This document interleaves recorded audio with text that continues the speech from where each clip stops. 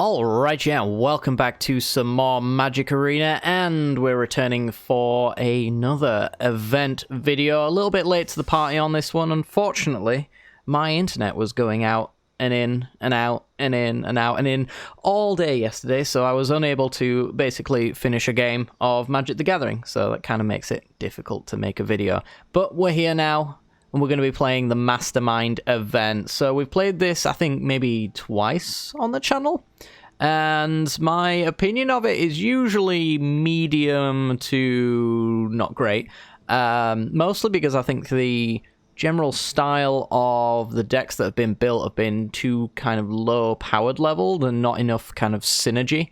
This one appears to be high on the synergy level, but extremely low on the power level, so I'm not really sure what to think of this one, to be honest. So before, we used to have kind of very swingy cards, which I think is kind of the way that you're supposed to do a format like this. I don't know, we've never really had one, so it's hard to say, to be honest. But this one's very synergy based. It's essentially utilizing the party mechanic throughout this entire 180 card deck.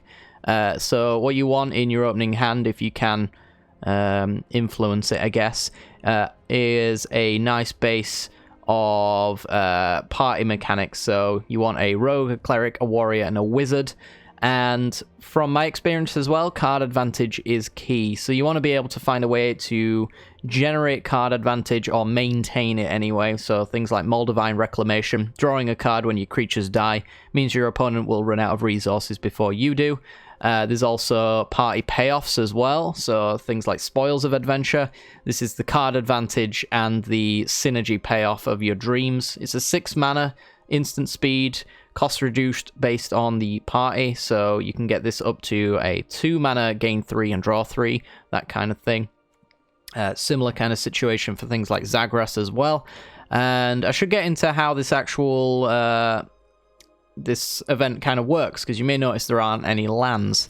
Well, with the Mastermind emblem that you actually gain at the start of the game, you can actually discard a card from your hand and then turn it into an Abundant Falls, essentially, which basically means every single card in your hand is a land. So if you've got a big card that you can't cast, you can just dump it for a land and then play a card that you can cast. I'm not sure what to think of this one. As far as the rewards are concerned, it's essentially an emote, which I don't know, no comment. And then some sweet, sweet alt arts. I will admit, the only cards that I actually know what they do is Fearless Fledgling and Valakut Exploration. But those arts look good enough for me, so I'm going to pay into this event and see how we do. Yeah, it's going to be interesting. But if you do enjoy this kind of content, then make sure to hit the like button, subscribe. Any kind of engagement like that really helps out the channel a great deal. Leave a comment down below what you thought of the format as well. I'm very curious to see how you guys feel about the Mastermind event in particular. Maybe this one specifically, maybe the Mastermind event in general.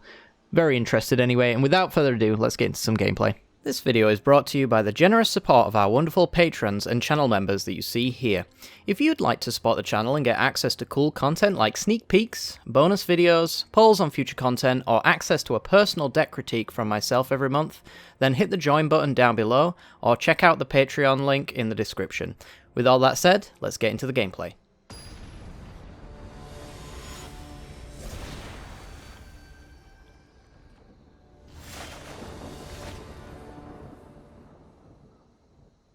Alright, so we're in and we're on the play. We don't get a mulligan phase, so we kind of have that kind of level of RNGesus against us. But we do have some interesting cards. We've got a wizard, a warrior, and a warrior. So we don't really have the synergy we'd like, but we have the interaction. So I don't see myself actually going for a wizard's retort, so I'm just going to discard that and make an emblem. So we discard a card.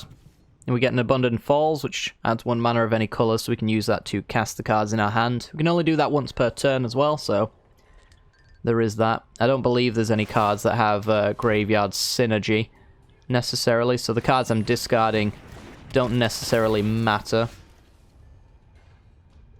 Goblin Wizardry, that is a wizard. And it's a battlefield, you draw a card and lose 1 life. It is 6 mana though. For a 4/5. I'm probably going to be going with like an Hour of Devastation at some point. I'm just going to get rid of the... really don't know. That's a pretty good card. I'll get rid of some warriors, I guess. Tidebearer Giant replaces itself, so I'm kind of interested in that idea, and we've got some wizards. And, yeah. I don't know about Deputy before the Hour of Devastation giving our opponent a card back, but we shall have to see. Sacrifice a creature enchantment against Menace. How bad? Yeah, there are some very, very, very terrible cards in this format. I think that goes without saying. But you got to look at them more on the synergy that they can provide, I think, more than the... feed the Swarm. You are sorcery speed. I'm just not sure if I care to Deputy the Lava Runner. I guess giving them it back after an Hour of Devastation isn't too brutal. It allows me to then go Cartouche of Knowledge and draw off of that. I need the removal. I think I'll go with the Deputy. It's a bit of a weird play, I admit, but need to do something. This hand's just way too expensive for its own good. Obviously, being a 180 card deck, I don't know what's in all of this, so I'll probably just be speculating on cards that are in this format that I should be playing around, rather than knowing what they are. So, for example, they could have a Lightning Strike for the Deputy Detention. I have no idea if it's in the deck, though. Deafening Clarion. I'm kind of okay with that. Especially considering we can now go Fairy Vandal. That's a rogue. I want to put the Cartouche of Knowledge on it, essentially, so I'll make it huge, massive. Keep the Goblin Wizardry, so I guess I'm going to dump Feed the Swarm. Feels odd, but I think we can get the toughness high enough that we don't have to worry about burn spells at the very least. That's a wizard. We already kind of had that, though. But we can add 2 mana off of this. So we have Wizard, Rogue, Warrior, then. And this has an ETB based on party mechanics as well, so that's kind of cool. We're just missing a Cleric, really, for the +1/+0 and Indestructible. Could use some actual card advantage pieces, though, so we can grow the Fairy Vandal a little bit larger. It is a legit threat that our opponent will want to deal with, and they seem to have done that quite successfully. Alright, so now this only adds 1 mana. So we pay it for 3, we've got 2 mana left over. It's not enough for most of the stuff we want to do here. Oh my goodness, that's a very good card. Alright. Goodbye, Hour of Devastation. Hello, Cathar's Crusade. Alright. I think we're in for a fun time if that sticks around. So whenever a creature enters the battlefield under your control, you can put a counter on each creature you control. This is 2 creatures. This is several creatures. So I'd want to build up a board before they manage to kill it. I think, judging by the fact that they've just played a Rampaging Monument, which apparently is a Cleric. Felled a Pheasant. 5 damage to a creature with flying, create a food token. Well, I don't care about that. If I made this into 6 mana, this would be 3. And then I would be left over with the Goblin Wizardry mana, I think. That's probably what I want to do. So discard the Fell the Pheasant.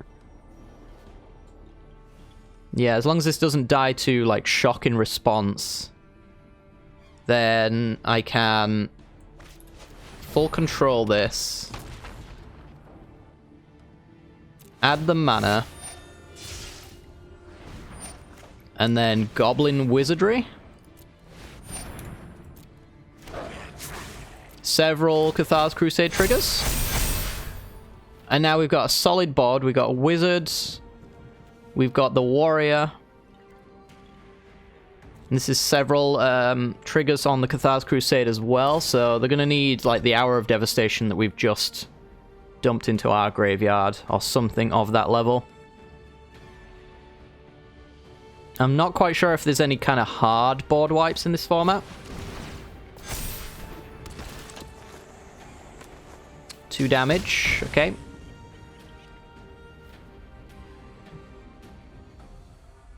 I'm pretty sure most of the board wipes are actually like Deafening Clarions and Hour of Devastations. Things that actually care conditionally about what's on board.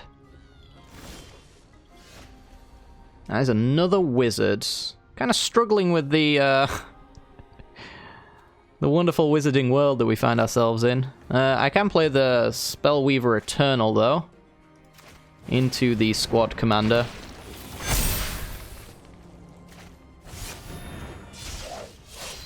And then let's make some cores first, so that the Cathars Crusade trigger affects them as well. And I think we're doing okay. I think we might be fine. I love Cathars Crusade. Alright, so yeah, what we want to do there, considering it is a very synergy-based format, is we want to make sure that we maximize the amount of creature types that get killed off.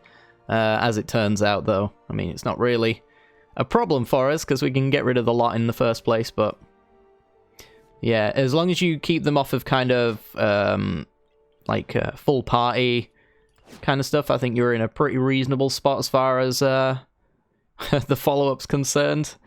Yeah, that was pretty dope. Alright, so I think we're 1-0. We've got our access to our emote that I will never use, because I don't know what the context is of using it. Worry much? I can't even click it to tell you what it says, but I think it shows you like here, right? You worry too much. Yeah, I'll definitely use that. Thanks, wizards. Thanks. Alright, well, let's go and continue fighting on for the actual rewards that matter. Let's go.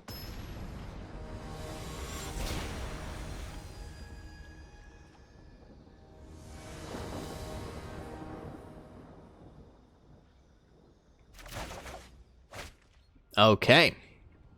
An interesting start. Jiraga Visionary. Never seen this card before. Enters draws. Okay. So we got some options. Opponent's going to go with a 5-drop wizard. Alright, I'm probably not going to use Banefire, realistically. We've got a wizard, a warrior. Okay. I don't mind Zagana, though. Zagana has the nice ability to give me card advantage. I think I'll just dump the Banefire. I dare say most of my mana is going to stop around the 5 mana mark, and you're just not really going to do much with a Banefire at that point. Not unless I can make super mana somehow with this deck. Or maybe, I know there's a Fire Emancipation in this 180 card deck, but you can't really rely on drawing anything in particular. You kind of have to... If you're gonna play into a possible draw, it's got to be kind of a general tool. You know, like, I need a board wipe. It can be any board wipe, that kind of thing. I mean, that's just better removal than what we have. Ends the battlefield. Target creature gets +1/+1 for each creature in your party.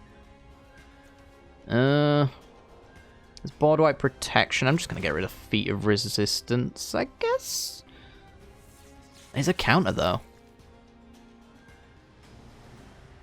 Control another creature with a counter on it, draw a card. I guess I kind of need that first. Warrior, wizard. It's such a hard thing to synergize properly if you're going to do it right, I guess. I'll get rid of the heroic intervention, I guess, and pass. Yeah, I think you could so easily fall into the trap of just playing the thing that looks cool and dumping the cards that you can't afford. And I think the reality of the situation is more down to building a synergy that you might not be able to see.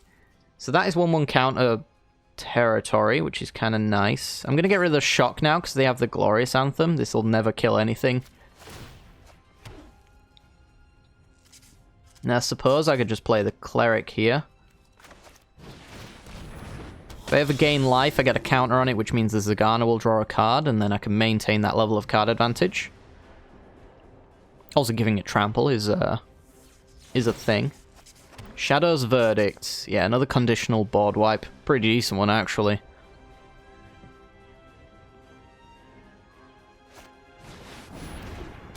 Bloodshot Trainee. 4 damage to a creature. Activate this only if its power is 4 or greater. They're so close. Alright, so we've already got wizards. I'm going to get rid of... At this point, I kind of want to just do, like, Jiraga Visionary and draw that card. And then I could do maybe Feat of Resistance Heartfire Immolator next turn. Just get rid of you. You're a bit weird. Let's dig through the deck a little bit. Planar Cleansing. Okay, when I was on about conditional board wipes, didn't spot this one. Alright, nothing conditional about that. Bond of Discipline. It's a reasonable finisher. But it's gone now. This card's pretty sick. Might need to make sure it dies. Oh dear. Yeah, now Bloodshot Trainee can basically machine gun down my entire board if it wants. And there's the Paragon, which is any of the creature types that I want for party. Party time! So we're at 4 mana now? It's kind of hard to tell there. I think we're at 4 mana. We want to get to that 6, because I think our opponent's board is a little bit better than mine. There's not really a thing I can do where I can benefit greatly from it. I suppose I could play Glorious Anthem. I'm going to kill the Bloodshot Trainee, I guess, with a struggle. That way I can hold off on the Planar Cleansing. So 5 damage to the trainee. Hope that they don't have any kind of protection, like God's Willings.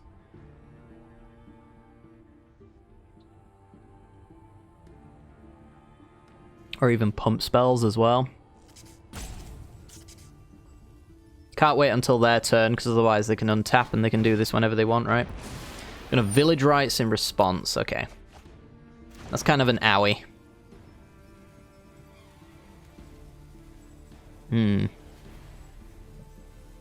And then from there, I suppose we could go with the Heartfire Immolator, which sets up a decent party mechanic here. So we've got a Cleric, we got a Wizard, we got a Wizard. We kind of not the Warrior, which we've got there on the Paragon.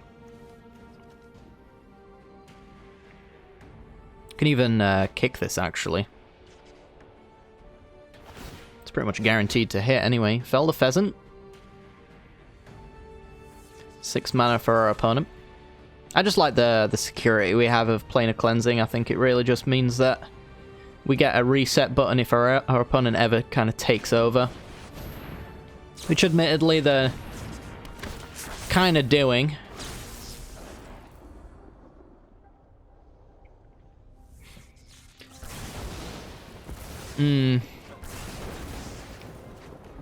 So I do wonder if I actually go for a chump and then board wipe. It might be a bit too premature for something like that, though, since they've kind of just splurged their hand on finishing us here. Yeah, I'll take the 5 for now. We'll go with, like, a kicked Paragon. Ooh, Moldavine Reclamation. So good! Alright.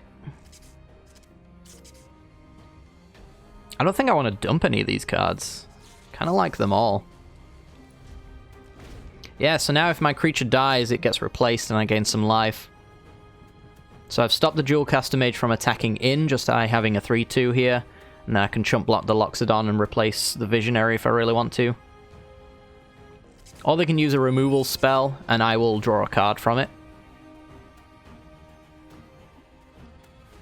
Which, admittedly, will put our life total in a sketchy situation, but...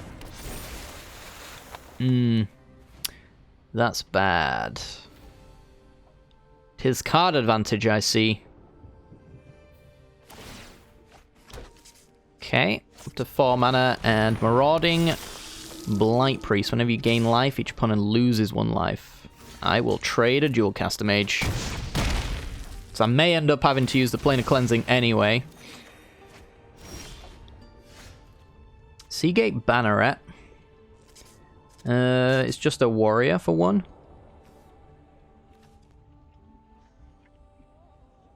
So I could do this with Kicker. Get rid of a Feat of Resistance and play a Banneret. Or I might hit something off of this as well, which might seem a little bit better.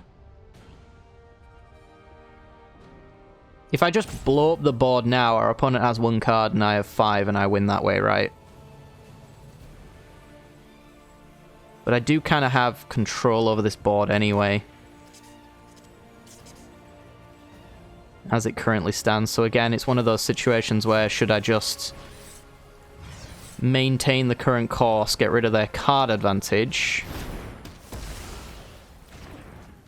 play a chump blocker so Loxodon doesn't deal that damage and I gain that life. At this point, I think we do want to definitely want to get to 6 mana. So let's get rid of the Feat of Resistance, I guess. Until our opponent has a way of beating my card advantage, or is pressuring my life total in such a way that I'm forced to use this Plane of Cleansing, I'm not going to do it, I don't think. It's like we take 3 here. Unless our opponent's got, what, Embercleave? I know it's in here. I think they might have Embercleave. That would be pretty bad.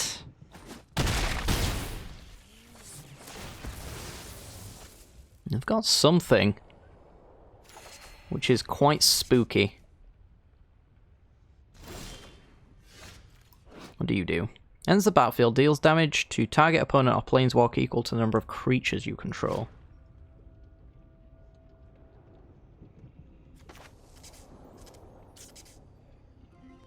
So I make a 4/3, that can block the Blight Priest. I've got the Paragon as well. Without Kicker, though. What have they got in hand? Let's assume they got removal for 1 creature, I suppose. Then the Firewheel is dead. I block the Paragon. I'm on a virtual 10 life. I think I should be okay. If it was Embercleave, they would have used it last turn, so we know it's not that.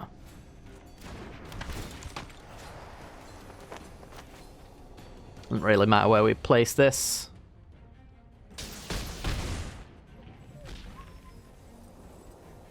I don't think we ever want to go further than we have mana-wise. I think 6 is the sweet spot. I guess this 7's also nice. Ugh. Yeah, I think I'm just playing the Paragon as a Paragon. Not a big fan of losing the Kicker value there, but...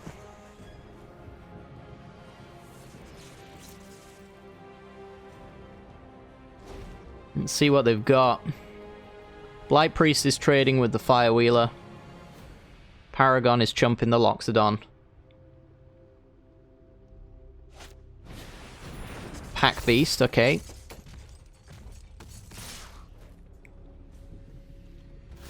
So, trade, block. Again, there's a decision they're trying to make here. It's a giant growth. Okay. Well, I draw 2 and gain 2. Smuggler and Jiang Yu. Tolarian Scholar, a 3 mana 2/3. Thanks, wizards. Needed that.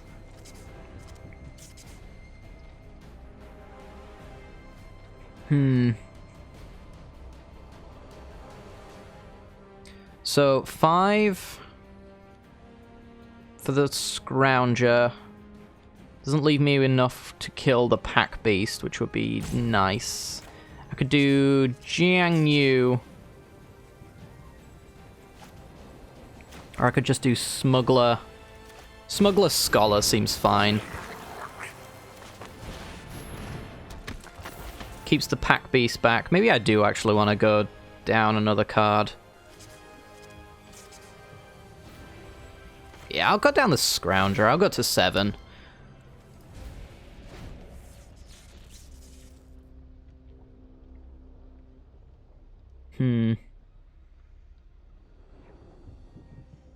I do wonder how differently this game would have gone if I'd have just fired off the Planar Cleansing immediately. This is Planar Cleansing territory now. So I'll get my blocks in, I'll draw my cards, and then we'll blow up the board. These creatures are too big. I was considering Jiang Yu put a counter on Zagana draw. Can still do that later though, after the board wipe. What do you actually do? Choose a creature you control, put a counter on it for each creature in your party. Okay. Cost reduction on party stuff. Yeah, I think it's destroy all non-land permanents now. Let's reset this board with a 5-card card advantage. There's nothing I can really do with my cards here, and I'm not making a land drop unnecessarily. I think that's a trap. Alright, so they're 1 card.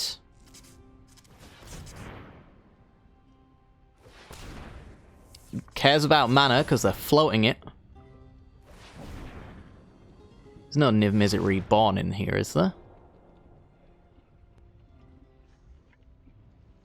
What's a Wooburg card? I don't think there's any ultimatums either. No, that's not the mana you float for it. Oh! Counter on it for each colour of mana spent to cast it. Fair enough. Ooh, Zagras. 1 less for each creature in your pie. So we can do start and finish. Create 2 warriors. Sack a creature. Yeah, let's do that. So, 2 warriors, please. Sack 1 to kill the cleric. Trade a 1/1 for a 7/8. Seems decent. And then, again, like, these cards might not seem powerful, but I don't think they're even better when they are land drop.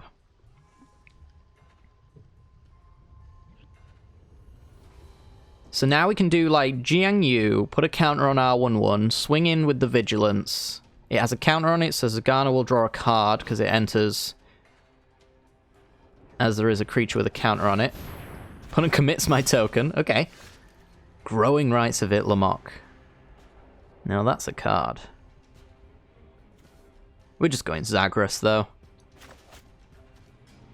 Let's just slap our opponent with a Zagras.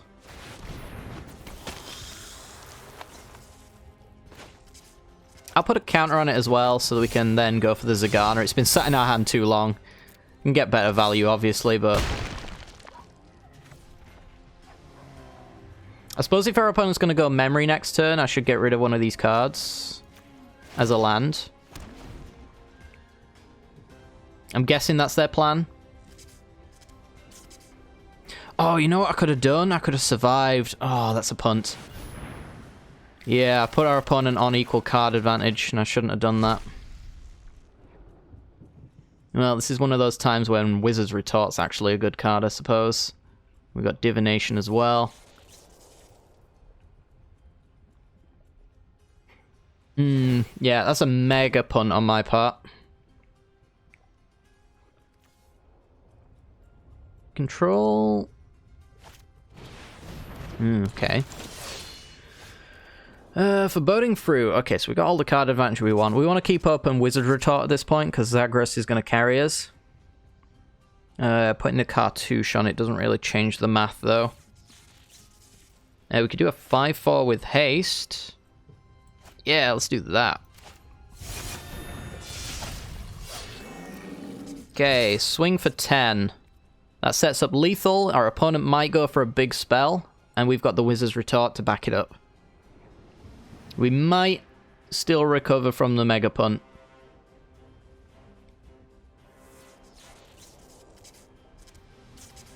You can't see it, but I'm kicking my shin for that little struggle to survive punt right there. It is a kick yourself kind of punt. So our opponent did not need to be at this level of possibly winning. Okay, so what we do is we hold this Wizard Retort for anything that would stop us from winning next turn or the turn after. Because if our opponent just plays a blocker for the Shatterskull Minotaur, that's not counter-worthy, because then they could follow up with the board wipe I'm not considering. So I want to either win this turn or the turn after. It depends on how our opponent plays their cards, obviously. But this Wizard's Retort is going to carry us to victory if we use it correctly. So, Setessan Champion. Doesn't gain them life. Doesn't kill the Shatterskull Minotaur or our board. Each player loses a third of their life rounded up. There's a Death Toucher. So that I could counter. It doesn't stop me from losing, though. In fact, does that actually mean that I win? Each player loses a third. Yeah, they just die to themselves now. Exactly on 5 for the Zagreus. Y'all know I wasn't going to do the math there. Gah. Doing the math would have been a punt. Requires mental energy, and I need that for next game. Which it looks like we're going to right now. Yep. Okay. Very long game. Lots of back and forth. I think we played it reasonably well, even though there was a few difficult decisions to make as to whether or not we fire off the Planar Cleansing. Obviously, the struggle to survive should have been used on that previous turn, so our opponent didn't have all of this. They would have had a top deck instead. I guess there's a chance, though I wouldn't really entertain the idea of it being the better play. There's a chance their top deck was better than their 7-card hand. I don't know. I can't remember what our last few cards were, to be honest, but they certainly weren't counter spells, so our opponent could have like top decked a Planar Cleansing, for example, which would have been pretty unfortunate. But we were still really in the driver's seat with plenty of card advantage, so even if they did blow up the boards, we'd still recover fairly well from it, which our opponent would then again need to do a bigger top deck. But yeah, either way, that was a great game. I enjoyed that.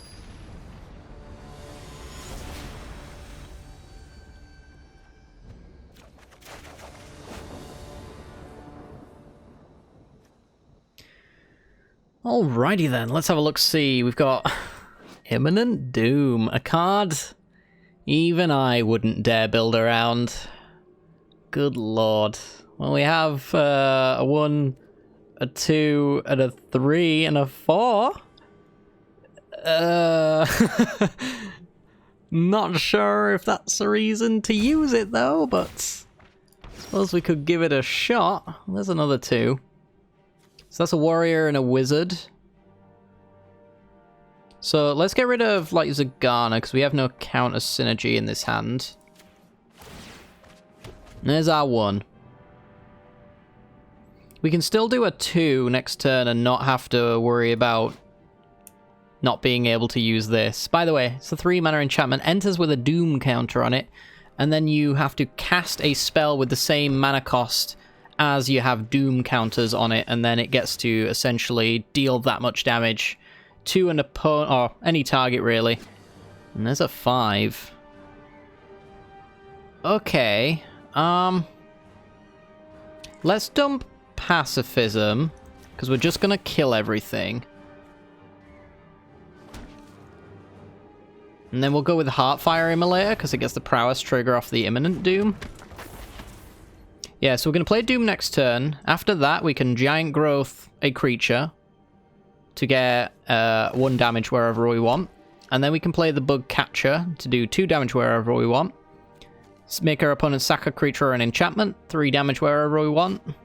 4, so on and so forth. Ooh, and our opponent even plays a 1/1 token as well. There's a Deputy of Detention. So what are we likely to do here? I mean, Squad Commander into Venerated Loxodon is a really nice combo. That's a warrior. I suppose we get rid of the Bug Catcher at this point.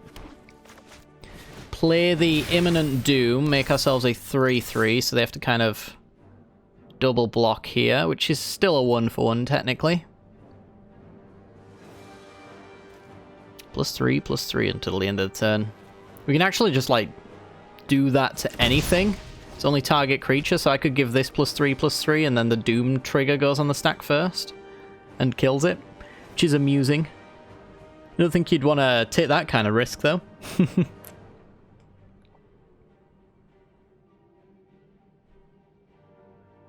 But yeah, I guess we do need the 2-drop again to unlock this hand, but after that we're kind of golden.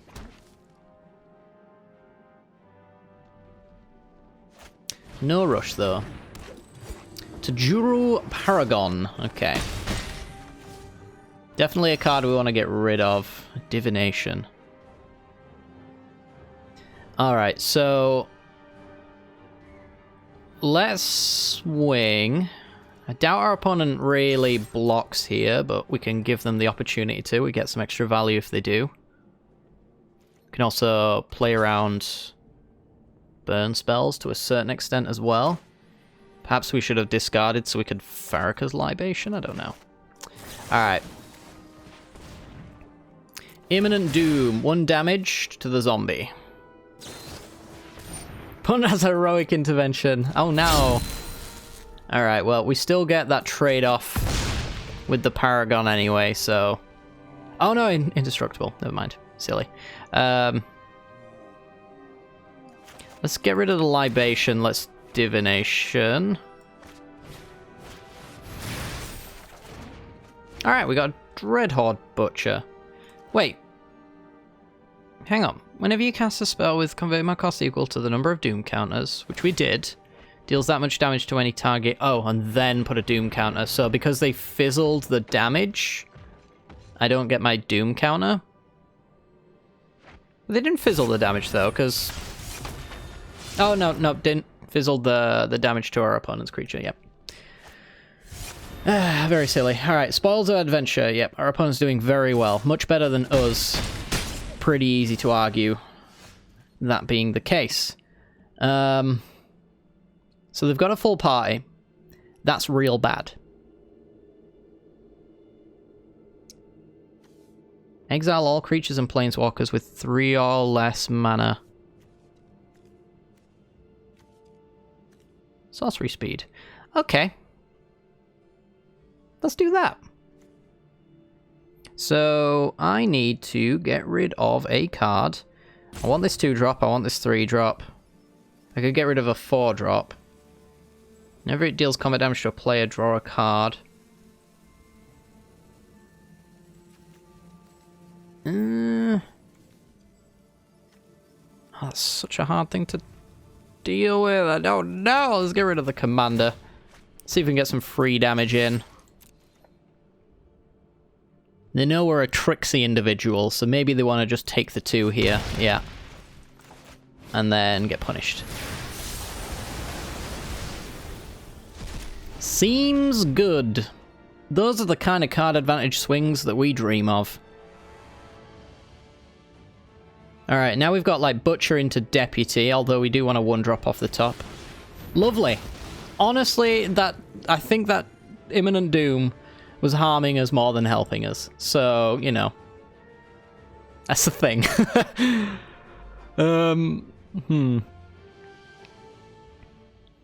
What do we do with that information? We don't have another rogue, so we can't really do infiltrator shenanigans. 3-1 haste if it's kicked. Gain control of a thing. Alright. Act of treason if you kick it, which they didn't, so it's just a 3-1 with haste. Not an irrelevant creature. Although mostly it's looking like one now.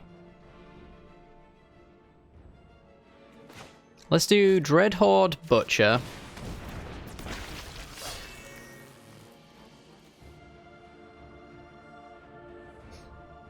I kind of want to do the counter on the Loxodon with the Infiltrator so that we have a 3-4. It's kind of easier to justify. Now I want to keep the Golden Demise as well. We don't really have the life total not to. I think I've got to go with like Deputy of Detention, take care of the Overseer though. That way I can still get some damage in and pressure our opponent, which is kind of important. We'll pass here. I like these cards too much to turn them into lands. So this is equal to its power. I've got to keep that in mind when I go for the Golden Demise, although this one has a City's Blessing, so it's not quite like Cry of the Carnarium. If we have the City's Blessing, then it's one-sided, which is kind of nice. Archpriest of Iona. We're only at 7, though. We need to be at 10 or more permanents, though. So we're a ways away from that. Yeah, that's not great. So I could get absolutely blown out by accident if I'm not careful here. I've got the Loxodon to block the Minotaur, Butcher to trade with Priest, I guess, as well. Well, actually, no, never mind. Do I want to block Deputy here, take nothing, give them Keldon, at which point I will swing in with my Dreadhorde Butcher. Then maybe Golden Demise?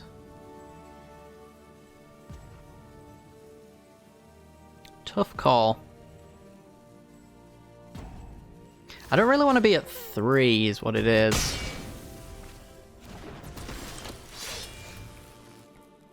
One Death Touch. That's cute.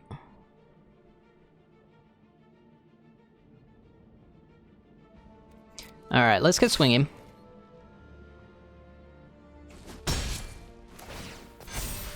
That allows my Butcher to survive the Golden Demise, which kills 2 of their creatures here. Then I can play a Death Toucher.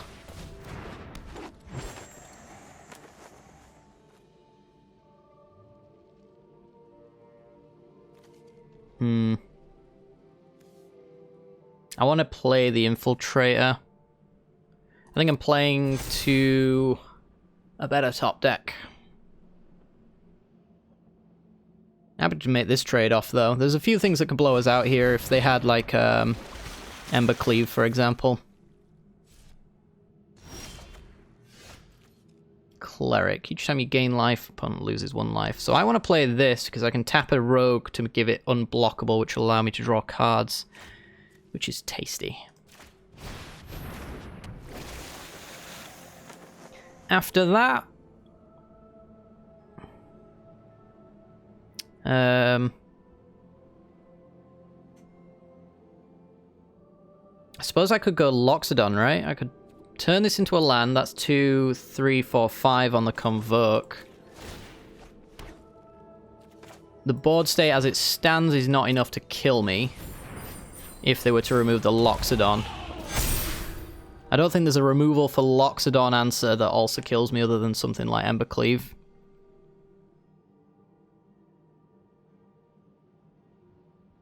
So this line gives them a Library Larcenist action, because I will block the Minotaur. Okay, and if that last card is an extra point of damage we lose... Or an extra 2 points, should I say. But it wasn't. I can get my card draw back by getting him with the Infiltrator now, and I can also leave my Blightblade back as a decent blocker. Nimble Trap Finder. Can't be blocked if you have had another Cleric, Rogue, or Warrior enter the battlefield under your control this turn. Oh no. Oh no. Well, that's a lot to ask. Let's try and draw a card.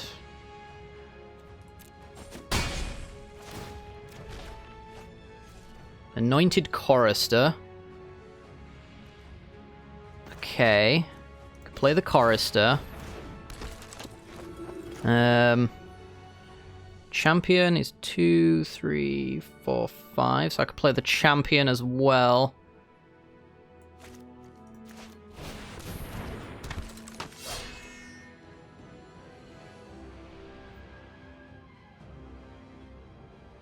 I mean, I'm just dead if they can Trap Finder on its own, right? So, what am I really doing here? Am I just passing, or am I going 1, 2, 3, 4, 5 and playing a Loxodon?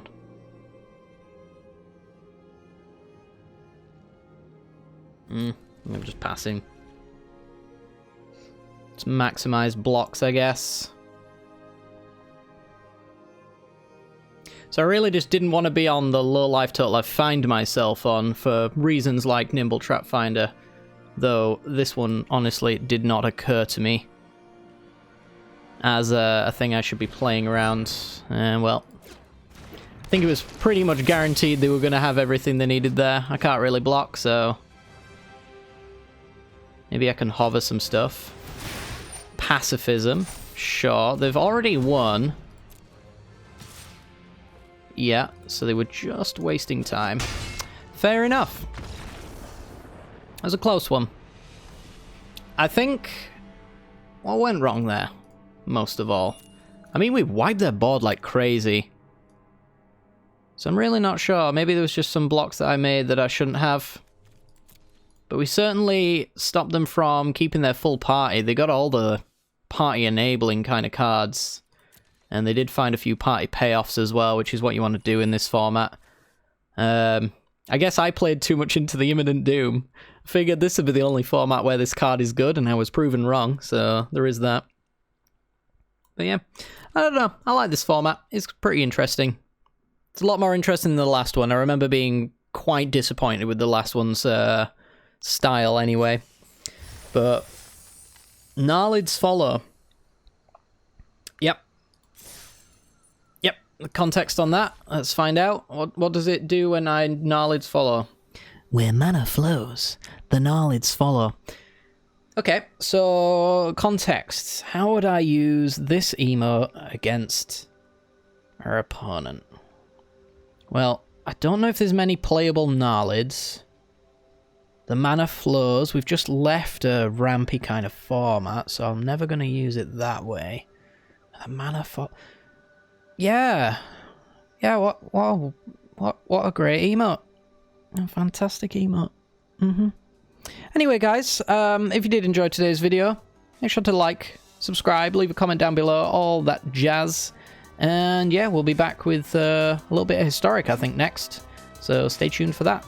Take care, guys. Have a good night.